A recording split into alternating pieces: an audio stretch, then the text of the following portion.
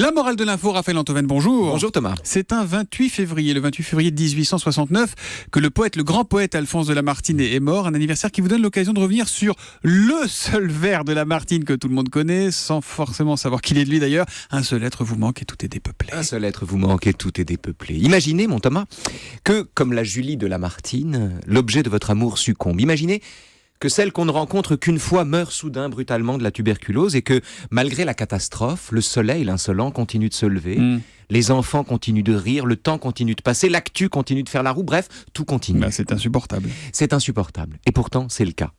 Le monde se moque énormément de la tristesse qui vous hante. Les oiseaux chantent de la même façon. Les humains sont aussi égoïstes que la veille. En un mot, le réel en personne s'attache à faire comme si de rien n'était. Et donc c'est en ce sens que Lamartine peut dire « un seul être vous manque et tout est dépeuplé ». Et oui, dépeuplé, c'est-à-dire vidé de tout ce qu'il y mettait lui-même, de tous les ornements, les chimères, les plaisirs et les jours dont il avait truffé l'existence pour la rendre tout simplement vivable, et au premier rang desquels figure le sentiment amoureux. Autrement dit, rien n'a changé, sauf le regard que je pose sur le monde. Voilà, rien n'a changé, sinon que ma tristesse a dénudé le réel et révélé son insensibilité. Le monde dépeuplé de Lamartine est un univers sans oreille ni but, sans Dieu ni sens, sans rien qui rassure ni qui mente. Un monde où les amours meurent et où les oiseaux chantent quand même. Alors rien n'a changé, le monde est identique bien sûr, mais comme on a le cœur battu, on ne peut pas s'empêcher de penser que le monde nous joue là un mauvais tour et qu'il s'est soudain converti à l'indifférence. En même temps, le monde ne s'est pas converti à l'indifférence, Raphaël. Le monde est depuis toujours indifférent à ce qui nous arrive. Oui. Mais ça, c'est plus facile à dire qu'à vivre, Thomas. En fait, le monde est plus qu'indifférent, le monde est idiot.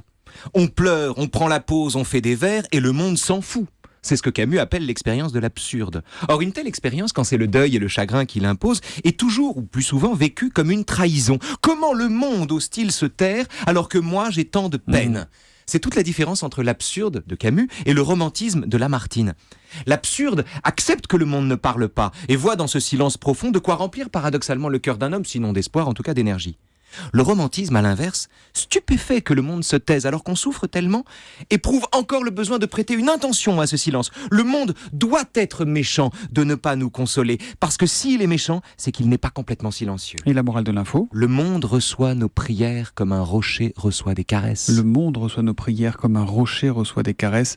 Julie fronce les sourcils, mais il suffit d'avoir l'image et on comprend tout de suite. En fait, c'est dans quel recueil de Lamartine ce vers ? Oui, c'est l'isolement, c'est le premier poème des méditations poétiques de Lamartine. Un seul être vous manque et tout est dépeuplé. Dis donc, j'ai une question à vous poser. Est-ce que c'est vrai que Lamartine a été candidat... C'est Julie qui me disait ça. Lamartine candidat à la présidentielle ? Il a été candidat en 1848. Et alors, si j'ai bonne mémoire, mais c'est des vieux souvenirs, il a fait le plus mauvais score de tous les candidats. Et au dire de certaines enquêtes d'historiens, il faudrait que je vérifie, mais je suis à peu près certain de ce que je vous dis là.